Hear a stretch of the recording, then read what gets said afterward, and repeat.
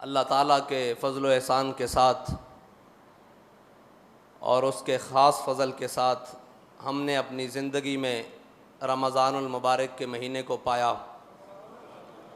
वो रमज़ान के जिसमें मोमिन का हर अमल साले इबादत बन जाता है, इसलिए कि मोमिन अगर सोए तो वो ये सोच कर सोता है कि उठकर मैंने सारी करनी है, तो उसका सोना भी इबादत।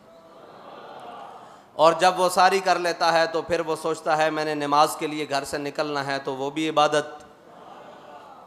और जब वो नमाज पढ़कर वापस आता है तो वो अपने काम काज के लिए निकलना चाहता है, अगरचे वो कहीं नौकरी करता हो, मजदूरी करता हो, कारोबार करता हो, किसी भी काम के लिए, किसी भी रिज़्क़ कमाने की नीयत से घर से निकलता है, तो वो नीयत ये होती है कि शाम को लाकर अपने बच्चों को अफ्तारी करवानी है, तो उसका घर से निकलना भी इबादत।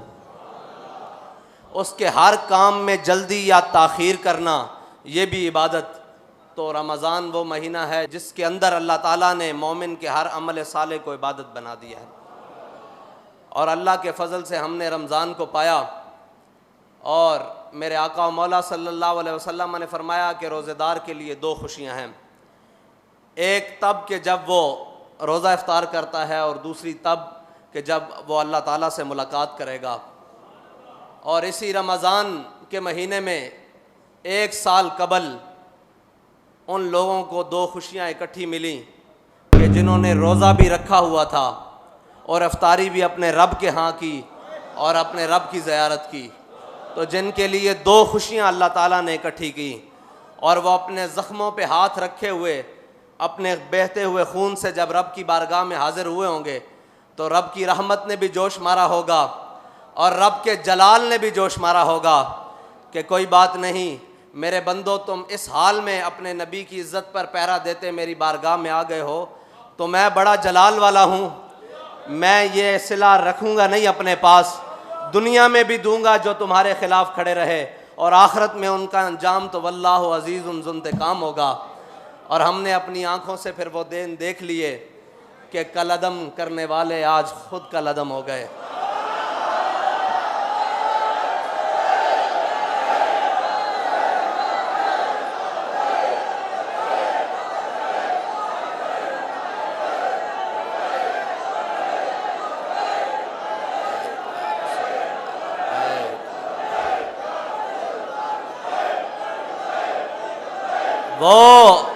वो इक़्तिदार जिसकी खातिर वो पाक खून बहाया गया, और वो इक़्तिदार जिसकी खातिर उलमा, सादात, हुफ़ाज़, कुर्रा, अवाम, मोमिनीन, मुस्लिमीन के घरों पर सीढ़ियाँ लगाकर चार दीवारी चादर की पामाली की गई। लेकिन आज देखो कि कहीं छुपने के लिए जगह मौजूद है। जिस इक़्तिदार की खातिर तुमने ये सब कुछ किया था, वो इक़्तिदार तुम्हारे गले पड़ रहा है और तुम उतार रहे हो। हाय उस ज़ूद पशेमा का पशेमा होना। ये रमज़ान का महीना है, हम इंतकाम की बात नहीं करते, लेकिन अल्लाह ने जो कुरान में लफ्ज़ इस्तेमाल किया है ना, वो इंतकाम का है। मसला ये है, हम इंतकाम की बात नहीं करते।